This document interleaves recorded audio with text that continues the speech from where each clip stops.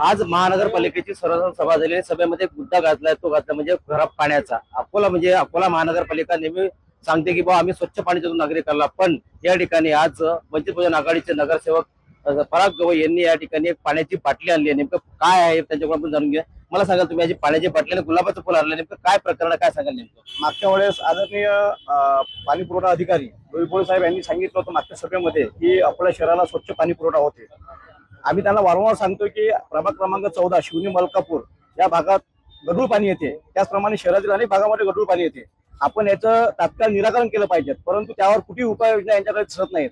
त्यामुळे आज त्यांनी हे आम्ही जे आणलेलं आम्ही जे पाणी पितो नळाचं, ते पाणी त्यांना पिण्यासाठी आणलं होतं, परंतु ते सभागृहामध्ये नसल्यामुळे आम्ही त्यांना आयुक्त साहेबांच्या मार्फत हे पाण्याची बॉटल आणि हे फुलाचे फुल त्यांना देऊन त्यांचं आम्ही स्वागत करू इच्छित होतो, परंतु सभागृहात नसल्याकारणाने हे बॉटल त्यांनी घेतली नाही. आमची प्रशासनाला एवढीच विनंती आहे की नागरिकांची जीवाची खेळणं बंद करावं आणि नळाला स्वच्छ पाणी देऊन, पिण्याचे योग्य पाणी देऊन नागरिकांचे आरोग्य धोक्यात न आणता आमची जी समस्या आहे गढूळ पाण्याची त्याचं निराकरण करावं.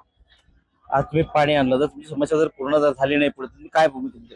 आज फक्त पाण्याची बॉटल आणली.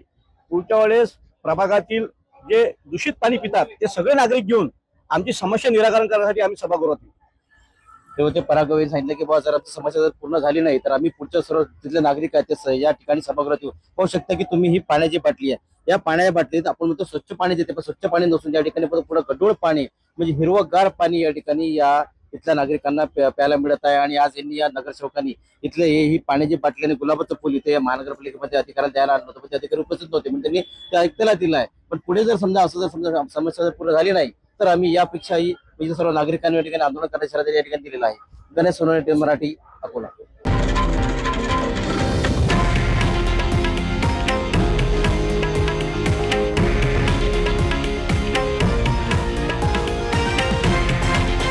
हे आहे देशातील नंबर 1 न्यूज नेटवर्क आणि आपण पाहत आहात TV9 मराठी, एकमेव.